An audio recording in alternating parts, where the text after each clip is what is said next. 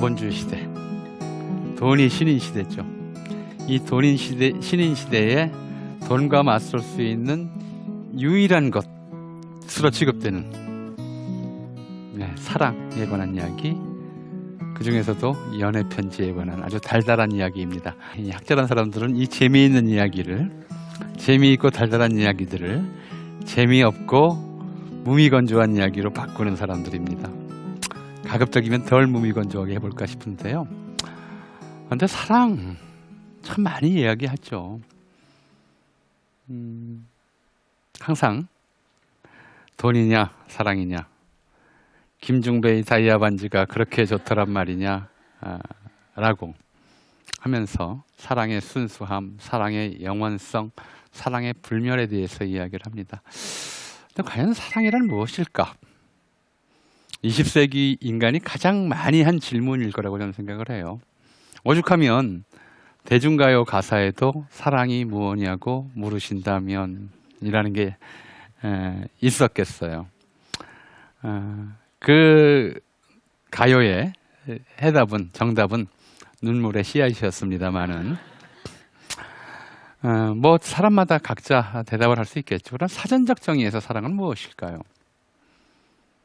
중국어에서는 애자를 써요. 마음 심자하고 받을 숫자를 합친 글자예요. 마음을 주고 받는 것, 아낌.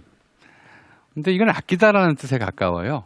우리가 뭐 애완, 요즘은 잘 안 쓰는데 이제 애완견, 애완조, 애완동물 또는 애호가, 골동품 애호가, 또 애주가. 서로를 사랑하는 사람 애주가라고 그러잖아요. 근데 다 마셔버리잖아요. 그 술을 끌어안고 뭐 이렇게 버티는 거 아니잖아요. 그런 게 보통 애의 뜻이었어요. 근데 우린 그걸 사랑이라고 따로 표현을 하는데 이것 뜻은 우리말이 아니에요. 상냥이라는 말에서 왔어요. 변한 거죠. 예전에 글을 잘 쓰려면 어떻게 해야 하느냐. 저희 중학교 때는 국어 교과서에 실렸어요. 다독, 다작, 다상냥. 많이 읽고, 많이 쓰고, 많이 생각하라. 근데 상냥은 어떤 생각이냐 하면 이 장사할 쌍자죠. 헤아릴 쌍, 헤아릴 양이에요. 장사하는 사람이 적고 많음을 따지듯이 그렇게 생각하는 거였어요. 수학적으로 생각하는 거였죠. 그러니까 복잡하게, 집요하게, 치밀하게 상대에 대해서 빈틈없이 생각하는 것. 그걸 우리는 사랑이라고 생각했던 것 같아요. 그게 그 감성이다. 그러니까 말은, 우리말 사랑이란 말은 그냥 사랑 애자 하나로 뭉뚱그려질 수 있는 것이라기보다는 깊이 생각함, 사모, 그리워하며 생각함, 상대를 이해함, 상대에게 무엇이 필요하고 무엇이 부족한지 생각함. 여기에 가깝다고 봐요. 이게 언제부터 그렇게 중요한 것이 되었을까? 아주 옛날에도 그렇게 중요했을까? 그렇지는 않다고 그래요. 뭐 유럽의 중세나 고대의 남녀 관계를 연구한 학자들의 이야기를 들어봐도 사실은 남녀 사이에서 사랑이 자리 잡고 그 사랑을 실천하고 실현하는 일들은 굉장히 드문 예에 속했다라고 얘기를 하거든요. 우리의 좀 경우를 보죠. 위에 거는 이제 황진이가 남긴 시조예요. 동짓달 기나긴 밤 한어리를 베어내어 춘풍 이불 아래 서리서리 넣었다가 어른님 오신 날 밤이어든 구비구비 별이라. 사랑을 읊은 조선시대 시조인데 장르로 보면 멜로보다는 에로에 가깝죠. 그렇죠? 굉장히 좀 은유적인 수법을 쓰긴 했는데 그래도 직설적이에요. 두 번째 거는 이제 이런 식의 기생이 어떤 좀 그리워하는 양반을 생각하는 이런 시조와는 좀 다르죠. 부부 사이 아주 드물게 정말 기적적으로 발견된 16세기 어떤 무덤에서 출토된 편지예요. 원희 어머니라는 사람이 죽은 남편의 무덤에 넣은 편지였어요. 모 방송에서 이거를 굉장히 중요하게 다룬 적이 있었는데 저로서는 약간 의문이 남기는 해요. 왜냐하면 죽은 사람한테 보내는 편지는 보통 노란색 종이에 써서 쓴 다음에 태우거든요. 죽은 사람의 혼령이 하늘에 가기 때문에. 그런데 무덤에다 넣었다? 이건 약간 좀 당시의 관행과 문화로서는 좀 잘 납득되지 않는 부분이 있다. 이건 어쩌면 남편 보라고 쓴 편지가 아닐 수도 있겠다 싶은 의심도 좀 있어요. 달달한 이야기를 재미없게 한다고 그랬잖아요. 그죠? 근데 이제 이 편지 내용은 굉장히 달달해요.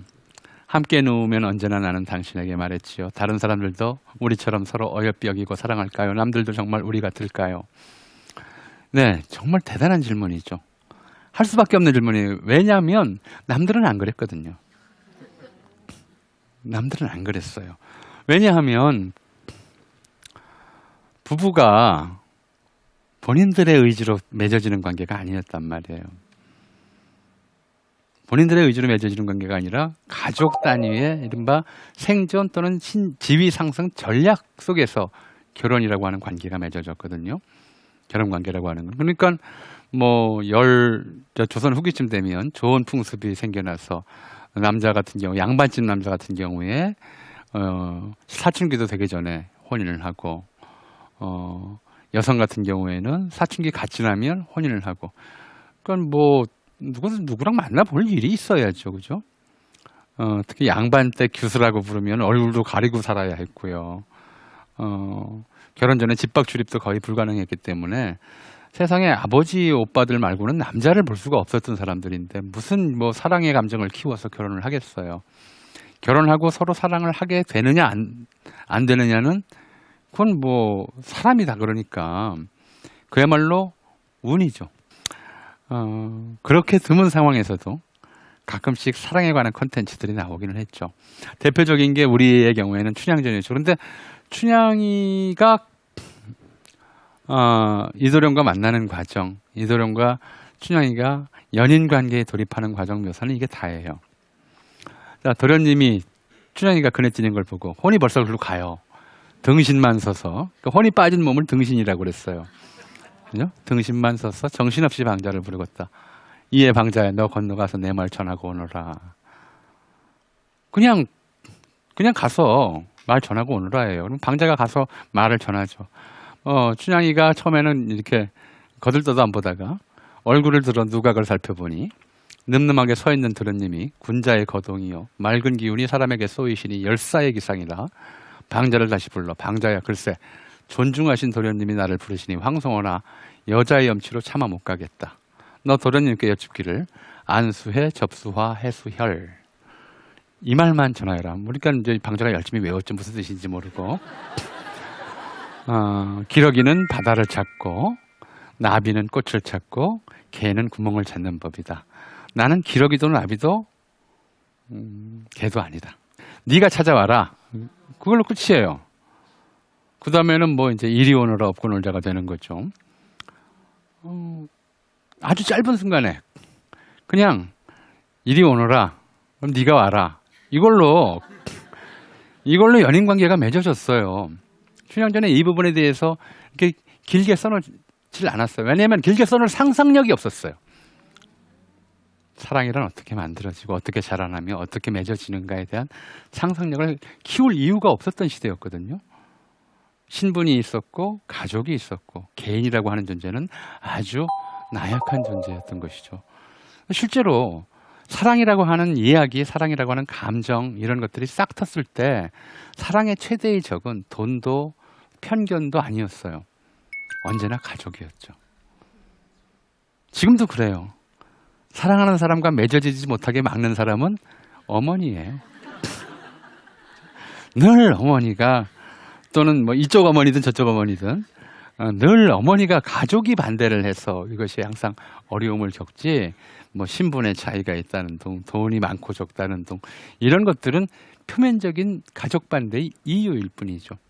개인이 가족에게 철저히 종속되어 있던 시절 각 개인이 개인으로서 독립하지 못하고 자립하지 못하고 가족 구성원으로서의 책임을 강하게 부여받았던 시절에는 이런 감정을 키운다는 것 자체가 대단히 어려운 일이었어요. 너무나 당연한 일이니까 부모가 자식의 혼사에 대해서 또는 이성관계에 대해서 개입하고 관여하는 것은 너무나 당연한 일이니까 이거를 무슨 뭐 문학작품이든 소설로든 이걸 형상화한다는 것 자체가 고민거리가 아니었던 것이죠. 그러니까 우리나라 최초의 연애소설이라고 불리는 것은 1913년부터 매일신보에 연재되었던 금생야차를 번역한 장한몽이라고 하는 일본에서 먼저 나왔던 것이고 이게 우리가 수입이 됐어요. 그러니까 한 세기 가까이 한국인들이 이 주인공 이름은 알죠. 이수일과 심순애. 김중배의 다이아 반지가 그렇게 좋더란 말이냐라는 통속적인 대사는 1930년대 가서 끼워 넣어요. 원작에는 왜 없었어요? 왜냐하면 다이아몬드가 뭔지 몰랐거든요. 어쨌거나 이 이수일과 심순애 이야기는 그런 거죠. 뭐 둘이서 서로 좋아하던 있을 수 없는 일이 생겼어요. 결혼 전에 학생과 또 동네 처녀가 서로 눈이 맞아서 달밤에 가족들의 식구들의 눈을 피해서 같이 산보하고 부평로아에서 이야기 나누고 그러면서 서로 사랑을 키워갔는데 부모가 너 여기다 김중배한테 시집 가라 그러니까 이제 마지못해 가는 거죠. 사랑의 패배, 관습의 승리. 그리고 이 패배에 대한 이제 한이죠. 이 달빛을 수일이는 원망하고 있는 줄 알려무나 수십만의 금전은 무엇이더냐.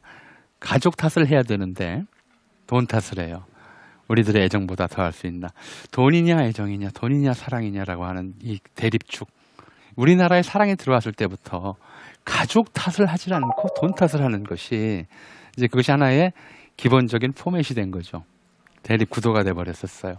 이게 들어오면서 이제 장안에 굉장히 큰 화제를 일으켰고 사랑이라는 감정에 대해서 애정에 대해서 연애에 대해서 애정을 나누는 연애에 대해서 사람들이 고민하기 또는 동경하기 시작했던 거죠.